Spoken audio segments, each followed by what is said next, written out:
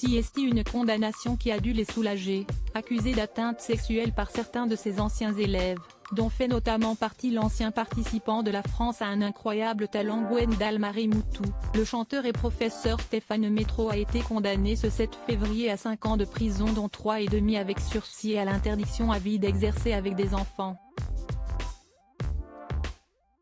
Un jugement très attendu par ses victimes, qui avaient été nombreuses à témoigner dans le journal Libération il y a plusieurs mois. Gwendal Marimoutou avait raconté les viols que son agresseur lui aurait fait subir il y a une dizaine d'années, alors qu'il était son professeur de chant. Il éteint les lumières et ça commence.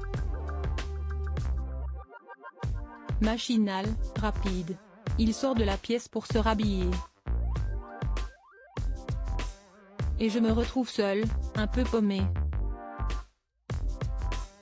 À chaque fois, ça s'est passé comme ça. Ça s'est reproduit plusieurs fois pendant 8 ou 9 mois, avant que je n'arrive à dire non, avait-il alors raconté. Aujourd'hui devenu un chanteur professionnel et reconnu, il incarne Simba dans la comédie musicale Le Roi Lion et avait reçu le soutien de nombreuses personnalités dont son amie Lola Dubini. Après le témoignage d'une autre jeune femme, Alicia, qui l'aurait violée à 14 ans, le chanteur avait reconnu les faits, en tentant de s'expliquer. « J'étais amoureux d'Alicia qui avait à peine 15 ans », avait-il tenté de se justifier avant que la présidente ne le coupe très sèchement. Non, elle avait 14 ans et avait un corps de petite fille. Il avait alors répondu « Je me figurais en avoir peut-être autant. J'étais ado aussi ».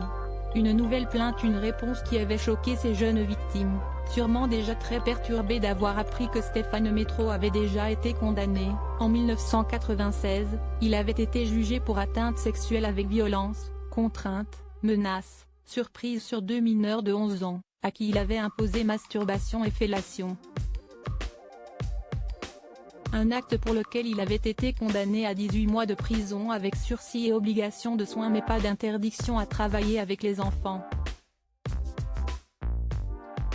Et le chanteur, qui avait été professeur dans différentes écoles prestigieuses, pourrait bien revenir rapidement devant les tribunaux. En 2021, une nouvelle jeune femme a porté plainte pour viol à son encontre. J'ai décidé de porter plainte pour protéger d'autres futures victimes, venir en aide à celles qui se battent pour s'en sortir, et pour que justice soit enfin faite. Ce n'est pas à nous d'avoir honte, a-t-elle déclaré.